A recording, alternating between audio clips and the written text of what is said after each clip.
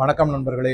இந்த வீடியோல என்னுடைய ஆதங்கம் மற்றும் அதீத கவலைகளை பற்றி உங்க கூட ஷேர் பண்ணலாம். மே 4ஆம் தேதி தேர்தல் முடிவுகள் வருது. இந்த தேர்தல் முடிவுகள் எப்படி இருக்க போகுதுன்னு யாருக்கும் தெரியாது. யூகத்தின் அடிப்படையில பலவிதமான இந்த எக்ஸிட் போல்னு சொல்லக்கூடிய எல்லாம் வரும். அதுல எந்த விதமான கணிப்புகள் வருது. பல சமயம் இந்த எக்ஸிட் போல்ல என்ன பண்ணுவாங்கன்னா, சில கட்சிகள், குறிப்பாவே சொல்றேன்னு, டிஎம்கே காலத்துல எல்லாம் என்ன பண்ணிருக்காங்கன்னா, தாங்க தான் ஜெயிப்போம் அப்படின்னு ஒரு பரப்புரையை கட்டவிழ்த்து விடுவாங்க. அதுக்கு ஊடகங்களும் நல்லா செமத்தியா பின்பாட்டு பாடுற மாதிரி பாடுவாங்க. ஆனா உண்மையான ரிசல்ட் வரும்போது 2011 செல்வி ஜெயலலிதாவுடைய எலெக்ஷன் போது நம்ம பார்த்திருக்கோம். அதே மாதிரி 2024 அபரிமிதமா பாஜக வெற்றி பெறும் மத்தியில அப்படின்னா, ஆனா வரல. 240 சீட்டு தான். இதெல்லாம் ஒரு முன்னேற்பாடாக செய்யக்கூடியது. அதுக்கு பின்புலத்துல பல காரணங்கள் இருக்கும். அப்பதான் என்னன்னா, உண்மையான ரிசல்ட் வரும்போது தாங்க தோத்து போய்விட்டா இவிஎம் மேல, எலெக்ஷன் கமிஷன் மேல பாஜக தில்லுமுள்ளு செஞ்சிருச்சு. இந்த மாதிரி பல விதமான குற்றச்சாட்டுகளை ஒரு ஆணித்தரமா முன்வைத்து செய்யக்கூடும் அப்படிங்கிறது. இதுதான் நடைமுறையில இருக்கக்கூடிய சாத்தியம். ஆனா என்னுடைய கவலை இதை பத்தி எல்லாம் கிடையாது. என்ன அப்படின்னா, சில ஊடகங்கள் நடிகர் விஜய் ஆட்சியையே பிடிப்பார் அப்படிங்கிற அளவுக்கு பரப்புரை எல்லாம் செஞ்சுட்டு வராங்க. ஆணித்தரமா சொல்றாங்க. சில ஊடகங்கள் 25 சீட்டு வரும், 30 சீட்டு வரும், பர்சன்டேஜ் ஆஃப் ஓட்டு பாத்தீங்கன்னா 25% வருங்கிறாங்க. சில பேர் 30% வரும். இந்த மாதிரி எல்லாம் பல விதமான செய்திகள் அப்படியே மக்கள் மனதுல தினந்தோறும் ஒரு நாளைக்கு பல முறை சமூக வலைதளங்கள் மூலமாகவும் மற்ற ஊடகங்கள் மூலமாகவும் இளைஞர்கள் மற்றும் குழந்தைகள் முக்கியமாக நன்றாக விதைக்கப்பட்டு விட்டது. இதனுடைய தாக்கம் எப்படி இருக்கும் அப்படிங்கறத பத்தி தான் இந்த வீடியோல சில விஷயங்களை உங்க கூட ஷேர். இதை நான் எதனுடைய அடிப்படையில் எடுத்துட்டேன்னா, நான் எல்லா செய்தியும் படிச்சுக்கிட்டே வரேன். நான் போன வீடியோல சொன்ன மாதிரி பலவிதமான குடும்பத்துக்குள்ள நடக்கக்கூடிய நிகழ்வுகளை உங்க கூட ஷேர் பண்ணிருந்தேன். ஒண்ணும் இல்ல, நடிகர் விஜய் ஒரு இடத்துல பொதுக்கூட்டம் போடுறாருன்னா பிரம்மாண்டமான கூட்டம் வருது. அதே கூட்டம் இப்ப அவர் திருச்செந்தூர் போன போது இல்ல. கொஞ்சம் யோசிச்சு பாருங்க. அந்த கூட்டம் அவர் மேல அவ்வளவு வெறித்தனமா இருந்த கூட்டம் இப்ப சொற்ப எண்ணிக்கையில இருக்கு. இருந்தாங்க. கோவில் பக்கத்துல ஒரு நடிகரை பார்க்க வேண்டும் என்ற ஒரு ஆர்வத்தினால கூடப்பட்ட ஒரு 10,000 15,000 பேர். ஆனா வண்டி பின்னாடியே மோட்டார் சைக்கிள்ல போறது, இதுல போறது அதெல்லாம் இல்ல. சென்னையில இருந்து மதுரைக்கு ஃபிளைட், அதுக்கப்புறம் மதுரையில இருந்து திருச்செந்தூருக்கு கார்ல. ஏன் போல? கூட்டமே இல்ல. இது முக்கியமான செய்தி. இந்த மாதிரி எல்லாம் பார்க்கும்போது ஏற்கனவே நான் சொன்ன பல கூட்டங்கள் அவர் பின்னாடி போவது எல்லாமே அது ஒரு சினிமேட்டிக் கவர்ச்சி. அதனுடைய மூலமாக வெளிப்பட்ட ஒரு வெறித்தனம், அதாவது ஃப்ரென்சி அப்படின்னா மாஸ் ஃப்ரென்சி, அது உருவாக்கி இருந்தாங்க. அதன் மூலமாக பல ஏற்பாடுகள் நடந்தது. இப்ப நான் எந்த இடத்துக்கு வரேன்னா, விஜய் என்ன செஞ்சிருக்காரு அப்படின்னா, தன்னுடைய எந்த பொதுக்கூட்டத்திலுமே அரசியல் ரீதியான கட்சி ரீதியான பிரச்சாரத்தை தவிர்த்து விட்டு நெகட்டிவ் அரசியல் செஞ்சிருக்காரு. அடுத்தவங்க மேல குற்றம் சுமத்தினாரு. மத்திய அரசுல இருந்து மாநில அரசு வரைக்கும் அதை தவிர அவர் செஞ்சது எல்லாமே பஞ்ச் டயலாக், அவ்வளவுதான். அரசியல் ரீதியான நடவடிக்கை பொதுக்கூட்டங்களை என்ன பேசினாரு, என்ன கொள்கை, என்ன அவருடைய திட்டங்கள், அவருடைய கட்சியினுடைய திட்டங்கள். ஆனா அதுக்குள்ள என்ன பண்ணிட்டாங்கன்னா, எந்த அளவுக்கு போயிருக்காங்க அப்படின்னா, ஒரு பெரிய லிஸ்டே இருக்கு. யார் யாரெல்லாம் நடிகர் விஜயினுடைய கட்சியில மந்திரி சபையில இருக்க போறாங்க அப்படிங்கிற லிஸ்டே போட்டாரு. யார் யாருக்கு இன்னென்ன மந்திரி பதவி. அந்த அளவுக்கு மக்களை, நாங்க தான், எங்களை விட்டா வேற ஆளே கிடையாதுங்கிற மாதிரி ஒரு மூலச்சலவை, அந்த மாதிரி ஒரு ஸ்ட்ராங் நேரேட்டிவ் அப்படின்னு அதை போய் புகுத்திருக்காங்க. இதை இந்த குழந்தைகள் மத்தியிலையும். அதனாலதான் என்ன சொல்றேன்னா, ஒரு நார்மலா சாதாரணமா செய்யக்கூடிய ஒரு அரசியல் பாதையிலிருந்து விலகி வேற விதமான ஒரு மோசமான, அதுவும் சமூகத்தில் குடும்பங்களில் மிகப்பெரிய ஆபத்துக்களை விளைவிக்கக்கூடிய அரசியலை கையில் எடுத்திருக்காரு. எப்படிங்கிறது அவர் ஃபேமிலி பாலிடிக்ஸ் குள்ள போயிட்டாரு. அதாவது ஃபேமிலினா ஃபேமிலிக்குள்ள மெம்பர்ஸுக்குள்ள இருக்கிற மிஸ் அண்டர்ஸ்டாண்டிங், அந்த பாலிடிக்ஸ் தன்னுடைய அரசியல்ல குடும்பத்துக்குள்ள நுழைச்சிட்டாரு. எப்படி நுழைச்சிருக்காரு அப்படின்னா, அங்க இருக்கிற இளைஞர்கள் அது ஒரு பக்கம். ஆனா நான் ரொம்ப கவலைப்படக்கூடியது எதுனா, குழந்தைகள். பல குழந்தைகள் விஜய்க்காக ஓட்டு சேகரிப்பு ஒரு மெஷின் மாதிரி உபயோகப்படுத்திருக்காரு. இது மிக மிக தவறு. அரசியல் சாசன சட்டப்படி, இந்த எலெக்ஷன் கமிஷனுடைய ரூல்ஸ் ரெகுலேஷன் படி, குழந்தைகளை தேர்தலுக்காக உபயோகப்படுத்துவது, பிரச்சாரத்திற்கோ இல்ல ஓட்டு சேகரிக்கும் மெஷினாக உபயோகப்படுத்துவதோ, கருவியாக உபயோகப்படுத்துவது எல்லாமே தவறு, தண்டிக்க கூடியது. ஆனா இவரு மறைமுகமா, இவரை கேட்டா என்ன சொல்லுவாருன்னா, நான் ஒன்னும் சொல்லலைங்க, என் படத்தை பார்த்து இந்த குழந்தைகள்லாம் என்னுடைய ரசிகர்களா இருக்காங்க, அவங்க அம்மா அப்பா கிட்ட சொன்னாங்க, நான் என்ன செய்ய முடியும், தப்பிச்சிருவாரு. அதுதான் நடக்கும். அதுக்கு ஏத்த மாதிரி ஏகப்பட்ட பணத்தை செலவு பண்ணி பெரிய லாயர்லாம் வச்சு கேஸையும் ஒண்ணும் இல்லாம பண்ணிடுவாங்க. இதுல யாரு உணரணும்? நம்மளை போன்ற பெற்றோர்கள் தான் உணரணும். இந்த இடத்துல 2-3 முக்கியமான பாயிண்ட் அவங்க முன்னாடி குழந்தைகள் என்ன பண்றாங்கன்னா, நம்ம போன வீடியோல சொன்ன மாதிரி குழந்தைகள் போய் அவங்க அம்மா அப்பா கிட்ட சொல்றாங்க, விஜய் மாமாவுக்கு தான்ப்பா நீ ஓட்டு போடணும், விஜய் அண்ணாவுக்கு தான்ப்பா ஓட்டு போடணும், அவரு தான்ப்பா முதல் மந்திரியா வரணும், அவரு தான்ப்பா ஆட்சிக்கு வரணும், எல்லாம். அப்ப என்ன பண்றாங்க, அந்த நான் சொன்ன மாதிரி எமோஷன்ஸ், உணர்ச்சிகள், அதுலயும் தாயா இருந்தாக்கா அந்த தாய் பாசம் அப்படிங்கிறது.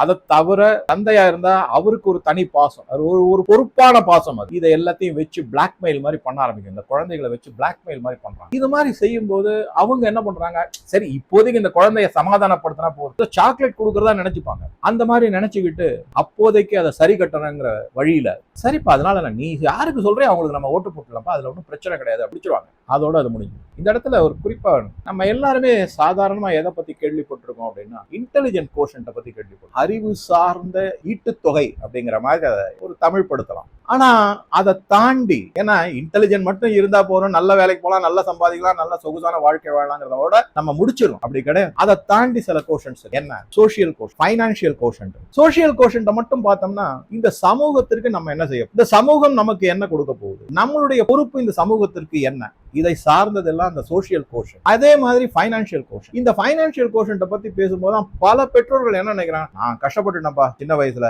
என் பையனோ பொண்ணோ அந்த மாதிரி கஷ்டப்படக்கூடாது அப்படின்னு கஷ்டமே தெரியாம வளர்க்குறது. கஷ்டம் தெரியாம வளர்க்கறது வேற, ஆனா கஷ்டம் என்னன்னே தெரியாம வளர்க்கறது மகா தப்பு. இதை பத்தி தான் தலைவர் அண்ணாமலை அருமையான ஒரு வீடியோ, நான் கஷ்டப்பட்டுட்டேன் அதனால என் பசங்க கஷ்டப்படக்கூடாதுன்னு வளர்க்கவே வளர்க்காதீங்கன்னு ஒரு வீடியோ போட்டிருக்காரு. தயவு செஞ்சு அதை முடிஞ்ச பாருங்க. இளம் பெற்றோர்கள்ட்ட என்னுடைய தாழ்மையான வேண்டுகோள், அவர் என்ன சொல்லியிருக்காருன்னு பாருங்க. என்னுடைய குழந்தைகள் கஷ்டப்படக்கூடாதுங்கிற நோக்கமே தவறுங்கிறார். அவங்களுக்கு எல்லாத்தையும் புரிய வைக்கணும், அதுக்காக அவங்களை கொண்டு போய் வலுக்கட்டாயமா கஷ்டப்பட வைக்கணும்ன்றது நான் சொல்ல வரல. கஷ்டம்னு கொஞ்சம் என்ன அப்படின்னு தெரிஞ்சுக்கணும், கடின உழைப்பு என்னங்கிறது தெரிஞ்சுக்கணும், நிதி மேலாண்மை தெரியும், பணத்தினோட அருமை தெரியும், லக்ஸுரிக்கும் கம்ஃபர்ட்டுக்கும் இருக்கிற வித்தியாசத்தை அவங்களுக்கு சொல்லித்தரும். இதெல்லாம் சார்ந்ததுதான் இந்த சோசியல் கோஷன், பைனான்சியல் கோஷன். இந்த மாதிரி இதை தவிர மிக மிக முக்கியமானது எமோஷனல் கோஷன், EQ, SQ, EQ, FQ. இதெல்லாம் நம்ம சொல்லி, இந்த எமோஷனல் கோஷன் தான் இந்த இடத்துல மிக மிக முக்கியமான தேவை. என்ன செஞ்சிருக்கணும், அப்ப நம்ம போடலாம், நீ சொல்றேன்னு சொல்லிட்டு நான் உன்னுடைய விஜய் அண்ணாவுக்கு நான் ஓட்டு போடுறேன், ஆனா பல பேர் போட மாட்டாங்கப்பா. அந்த மாதிரி வரும்போது, ஒருவேளை தேர்தல் முடிவு வரும்போது அவர் தோர்த்து போய்விட்டால் நம்ம வருத்தப்படக்கூடாது, நம்ம கடமையை நம்ம செஞ்சிட்டோம் அப்படின்னு தயார்படுத்தணும். யாருமே செய்யறது இல்லை. இப்போதைக்கு அந்த பிரச்சனை சுமூகமா தீர்ந்து அந்த பையன் அழாம போய் சந்தோஷமா சாப்பிட்டா சரி. இப்ப இந்த பசங்க என்ன பண்றாங்க, இந்த மாதிரி பிளாக்மெயில் பண்ண உடனே அந்த தந்தையார் ஆமா சரி போட்டுறேன், நீ சொல்ற ஆளு போட்டு, தாயார் அதை ஆதரிக்கிறேன். ஏன்னா பெண்கள் தான், நான் நிறைய எக்ஸாம்பிள் சொல்லியிருக்கேன், எல்லா பெண்களும் அப்படி இல்லாட்டாலும் பல பேர் விஜய் மேல ஒரு மாதிரி பரவச நிலையில தான் இருக்காங்க. அந்த மாதிரி இருக்கும்போது அவங்க அது இன்னும் ஆதரிப்பாங்க. அப்ப என்ன ஆகுது, அந்த குழந்தைக்கு மல்டிபிள் எமோஷனல் அட்டாக் அப்படிங்கிறது வருது. இத ஒரு குடும்பத்துக்குள்ள புகுத்திய தவறான ஒரு செய்கை நடிகர் விஜயோட. இது என்ன மாதிரி தாக்கங்கள் வரும் அப்படிங்கறத பார்க்கலாம். ஒருவேளை நடிகர் விஜய் வெற்றி பெற்று விட்டார், அப்ப அந்த குழந்தை எலேஷன் ஸ்டேஜுக்கு போயிடும், அதாவது இன்னும் பரவச நிலைக்கு போகும். அடுத்த பரவச நிலை.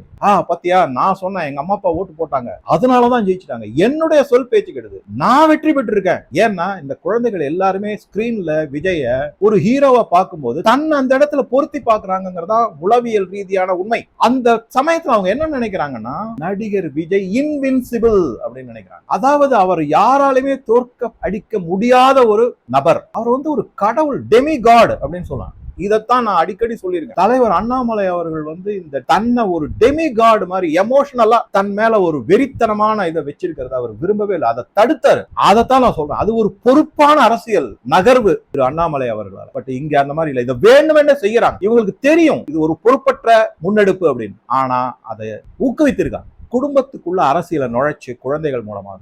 அதை தவிர அங்க இருக்கிற இளைஞர் இதுவும் நடந்தது. ஒருவேளை நடிகர் விஜய் ஏதோ காரணங்களால தோத்து போயிட்டாரு அப்படின்னு, அப்ப இந்த குடும்பத்துல இருக்கிற குழந்தைகளுடைய நிலைமையை நினைச்சுப்பாரு. அவங்களுக்கு முதல்ல எழக்கூடிய சந்தேகம், தன்னுடைய அம்மா அப்பா தன்னை ஏமாற்றி விட்டார்கள், பொய் சொல்லி விட்டார்கள், நான் ஓட்டு போடுறேன்னு சொல்லிட்டு நீங்க போடல, அப்படித்தான் தோணும். ஏன்னா அந்த மாதிரி மனோநிலையை வளர்த்து வந்திருக்கிறார் நடிகர் விஜய். ஒவ்வொரு குடும்பத்திலும், ஒவ்வொரு இளைஞர் மத்தியிலும், இளைஞர்கள் மத்தியிலும், குழந்தைகள் மத்தியிலும் அந்த மாதிரி ஒரு மனோபாவத்தை வளர்த்து, அப்ப அந்த குழந்தைகள் என்ன பண்ணும், வித்ட்ரால்.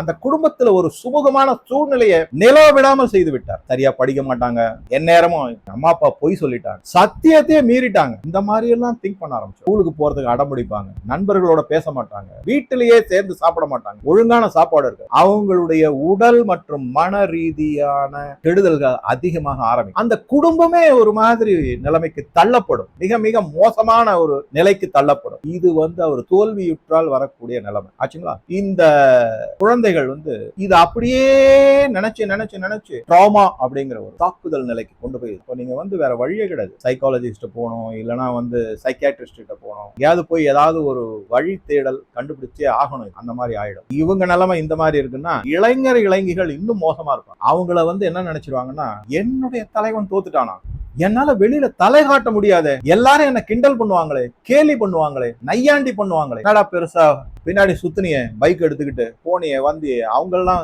வீடு வீடா போய் சொல்லிட்டு வந்தியே, தோத்துட்டான் பாத்தியா அப்படின்னு மற்ற கட்சிக்காரர்கள் தன்னை ஏளனம் செய்வார்கள்னு வெளியில போக மாட்டாங்க. மன அழுத்தத்துக்கு ஆளாவார்கள். இதன் மூலமாக உடல் ரீதியாகவும் மன ரீதியாகவும் பல கெடுதல்கள் கேடுதல் எல்லாம் விளையும். அவங்க வந்து அவமானத்துல அப்படியே கூனி குறுவாங்க. இது தேவையில்லாத அவமானம். இத வந்து பெற்றோர்கள் ஒரு முன் ஜாக்கிரதையாக தங்களுடைய குழந்தைகளிடம், நான் சொல்றது குழந்தைகள்லாம் வெறும் கிட்ஸ் இல்ல, வளர்ந்த 20 வயசு 25 இருக்கக்கூடிய இளைஞர்களிடம், தன்னுடைய மகன் மகள்களிடம் எடுத்து சொல்லணும். அரசியல்ங்கிறது நீ நினைக்கிற மாதிரி கிடையாது, அதுல பல நெளிவு சுழிவுகள்லாம் இருக்கு, எப்பேற்பட்ட ஜாம்பவான்கள்லாம் இருந்திருக்காங்க, அவங்களாலேயே அரசியல்ல மிளிர முடியல, இந்த மாதிரி எல்லாம் எடுத்து சொல்லி உண்மையாகவே தலைவர் ஒரு நல்ல எண்ணம் கொண்டவராக இருந்து இந்த நாட்டுக்கு தேவையானதை செய்வார் அப்படின்னு தெரிஞ்சதுன்னா, இன்னைக்கு இல்லாட்டாலும் நாளைக்கு அவர் தலைவராக வருவாரு, நாளைக்கு அவர் பதவியில் அமர்வாரு, அப்ப நீ சந்தோஷப்பட்டுக்கோ. அந்த மாதிரி எல்லாம் கொஞ்சம் கொஞ்சமா இந்த குழந்தைகளையும் இளைஞர்களையும் பெற்றோர்கள் குறிப்பாக தயார் செய்ய வேண்டும். அதை செய்யறாங்களாங்கிறது எனக்கு சத்தியமா சொல்றேன், எனக்கு நம்பிக்கை இல்லை. ஏன்னா அவ்வளவு ஒரு மாஸ் ஃப்ரெண்ட்ஸிங்கிறது வெறித்தனமான பரவச நிலையில போய் இருக்காங்க. கண்டபடி வீடியோ போடுறாங்க, கண்டபடி பேசுறாங்க, பதிவுகள் போடுறாங்க. அதுதான் ரொம்ப வருத்தமான நிலையில. இதை தாண்டி இன்னும் சில விஷயங்கள் இருக்கு. குழந்தைகள் வந்து தங்களுடைய பெற்றோர்களை தொந்தரவு பண்ணிக்கிட்டே இருப்பாங்க. ஓட்டு போடு, ஓட்டு சரி, அப்படி ஓட்டு போட்டு ஜெயிச்சுட்டா என்னன்னா அவங்களுக்கு வந்து ஒரு சுப்பீரியாரிட்டி காம்ப்ளெக்ஸ். நான் சொன்ன எல்லாம் வந்துருச்சு பாத்தீங்க. இது என்ன ஆகும்னா நாளடைவுல சின்ன விஷயத்திலிருந்து கொஞ்சமா ஆரம்பிச்சு பெரிய லெவல்ல வரைக்கும் குழந்தைகள் சொல்வதை வேற வழி இல்லாம கேட்டே ஆக வேண்டும் என்ற நிலைக்கு பெற்றோர்கள் தள்ளப்படுவார். அந்த வீட்டுல குழந்தைகள் வச்சது சட்டமாயிடும். வயது, அதன் மூலமான அறிவு, அதன் மூலமான அனுபவ அறிவு, அது எதுக்குமே அங்க மதிப்பு இருக்காது, இடம் இருக்காது.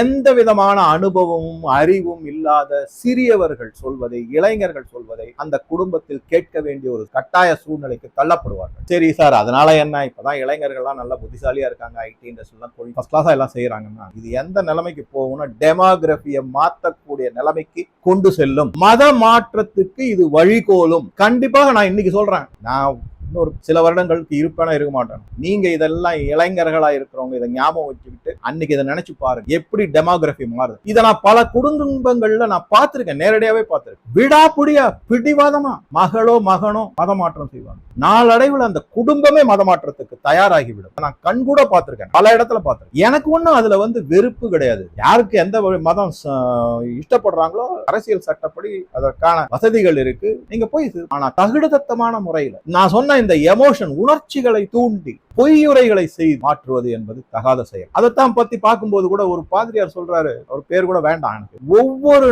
நாளும் 14,000 இந்துக்கள் மதமாற்றம் செய்யப்படுகிறார்கள். நீங்க என்ன ஆன்டி கன்வர்ஷன் லா கொண்டு வந்தாலும் ஒன்னும் வேலைக்காகாது. நாங்க தான் கடைசி இந்து இந்த நாட்டில் இருக்கும் வரை மதமாற்றம் நடத்தி கொண்டே இருக்கும். ஆனா அவங்கள நம்புறோம். அண்ணன் தம்பி உறவு, தொப்புள் குடை உறவு, இதெல்லாம் பேசுறோம். இப்ப கூட மதுரையில சித்திரை திருவிழா நடக்குது. அங்க வந்து இந்த ரோஸ் மில்க் இதெல்லாம் கொடுக்குறாங்க. நல்லாவே தெரியும் உங்களுக்கு, அவங்களுடைய முதன்மையான குறிக்கோள் நம்ம எல்லாரும் இந்துக்கள் எல்லாருமே காஃபி. அப்புறம் அந்த ரோஸ் மில்க்ல என்ன இருக்கு கேட்டா, சீர் கொண்டு போறேன்னு. எப்ப ஆரம்பிச்சது சரியா? இருக்கிற கோவில்களை இவர்கள் தான் அடித்து ஒழித்து எல்லா விதமான அட்டூழியமும் பண்ணிருக்காங்க. இப்ப என்ன சீரு? யாரை ஏமாத்துவதற்கு அப்படிங்கிறது. நான் சாதாரணமா என்னுடைய வகுப்புல இருக்கக்கூடிய குழந்தைகளை அப்சர்வ் பண்ண போதே அவங்களுடைய பெற்றோர்களிடம் நான் என்ன சொல்லுவேன் அப்படின்னா, தாயாரோ இல்ல அவங்க தகப்பனாரோ வரும்போது, சார் மேடம் தயவு செஞ்சு புரிஞ்சுக்கங்க, குழந்தைகள் வந்து தங்களுடைய நண்பர்களின் தன் குழுவில், அது பியர் குரூப்னு சொல்றாங்க இல்லையா, அதுல இருக்கிறவங்களைத்தான் மிக அதிக அளவில் நம்புவார்கள். அந்த பியர் குரூப்ல இருக்கக்கூடிய அந்த குழுக்குள்ள இருக்கக்கூடிய நண்பர்களோ நண்பிகளோ சொல்வதுதான் வேதவாக்கு. பெற்றோர் சொல்வதை பொருட்படுத்த மாட்டார். இது வந்து இன்னைக்கு மாறி வந்துள்ள சூழ்நிலை. நம்ம வந்து சின்ன வயசுல ஸ்கூல்ல படிச்ச காலத்திலயோ இல்ல காலேஜ்ல படிச்ச காலத்திலயோ இருந்த சூழ்நிலைகள் வேற. முதல்ல வந்து நான் என்னுடைய பர்சனல் எக்ஸ்பீரியன்ஸ், என்னை பொறுத்த வரைக்கும் என்னுடைய பிறந்த ஊர்ல இருந்த கோயிலுக்கு போவோம், அங்க இருக்கிற மணல் வெளியில விளையாடுவோம், இல்லைன்னா காவிரி ஆற்று நிலையில கொள்ளிடத்திலேயே தான் விளையாடுறது போவோம், குளிக்க போவோம், கிரிக்கெட் விளையாடுவோம், ஏதோ பண்ணுவோம், கிட்டி புல்லு அது இதுன்னு. அதை தாண்டி ஊட ஊடகம் அப்படிங்கிறது தெரியவே தெரியாது. டவுனுக்கு போகணும் சினிமா பார்க்கணும்னா, சினிமான்னு வாயை திறந்தாலே அடிதான் விழும். இப்ப அப்படி கிடையாது. ஊடகங்கள் அவங்க உள்ளங்கையில இருக்கு. அதுல எத்தனையோ செய்திகள், நல்லதும் வருது, தவறான செய்திகளும் வருது. மனதை குலைத்து ஒரு மோசமான நிலைமைக்கு கொண்டு போய் வைக்கக்கூடிய ஊடக செய்திகளும் வருது. அந்த மாதிரி வந்ததுதான் இந்த விஜய் பற்றிய செய்தி, அவருடைய கட்சியை பற்றியது, அவரை பற்றியது, எல்லாமே அதை சார்ந்தது. ஆக மொத்தம் இன்ஃப்ளூயன்சிங் அப்படிங்கிறது இல்லையா, அது மிக அதிக அளவுல நடக்குது இன்றைய காலகட்டம். அதனால நம்ம தான் கொஞ்சம் கொஞ்சமா, பெற்றோர்கள் தான் குழந்தைகளை ஒரு புரிதலுக்கு கொண்டு வந்து, ஒரு சமநிலைமைக்கு கொண்டு வந்து, இதனால ஏற்படக்கூடிய பாதிப்புகளில் இருந்து மிக அதிக அளவுல பாதிப்புகள் ஏற்படாமல் காக்க வேண்டியது நம்மளுடைய பொறுப்பு. அதுக்காகத்தான் இந்த வீடியோ நான் கொஞ்சம் டீடைலாவே,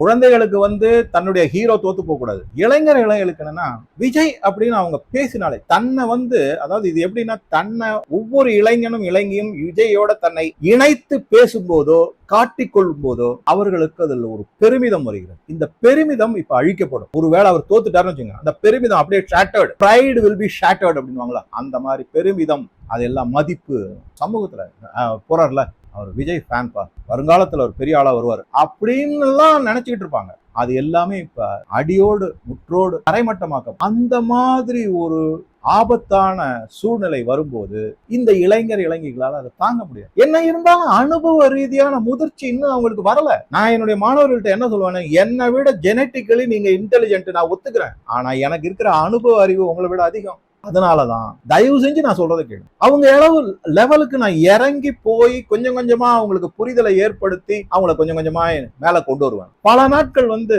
2 மணி நேரம் கிளாஸ் இருக்கு அப்படின்னா கிட்டத்தட்ட 1.5 மணி நேரம் இதை பத்தி தான் பேசுவேன். சில நாட்கள் மட்டும்தான், அதாவது எல்லா நாளும் வெறும் அரட்டை அடிச்சுட்டு சார் வீட்டுக்கு அனுப்பிட்டாரு அப்படி கிடையாது. ஏன்னா சமூக அக்கறை அப்படிங்கிறது, நான் சொன்னேன் இல்லைங்களா, சோசியல் கோஷன்ட் ரொம்ப இம்பார்ட்டன்ட் ஒவ்வொரு குடிமகனுக்கும். அந்த கோஷன்ட்டை எடுத்து நம்மளால ஆனதை இந்த சமூகத்துக்கு செய்யத்தான் வேணும். அது ஒரு பகுதியா நான் செஞ்சுக்கிட்டு இருந்தேன் என்னுடைய கற்பித்தல் தொழில் மூலமா. இந்த மாதிரி எல்லாம் வரும்போது என்ன ஆகும் அப்படின்னா, ஒரு பக்கம் வெற்றி பெற்று விட்டால் அது வேற விதமான பரவச நிலை, அதற்கு அடுத்த ஸ்டேஜ்னு போய்கிட்டே இருக்கும். கட்டுக்கடங்காத ஆவல் அதிகமாகும் அப்படிங்கறத பார்த்தோம். இன்னொரு பக்கம் தோல்வி அடைந்துட்டாரு, அவங்களுடைய ஹீரோ நடிகர் விஜய் தோல்வி அடைந்து விட்டார் அப்படின்னு வந்துக்கிறான் கேஸ், இதுவும் ஆகலாம் அதுவும் ஆகலாங்கிற மாதிரி ஆய்விடுவாருன்னு நான் சொல்லல.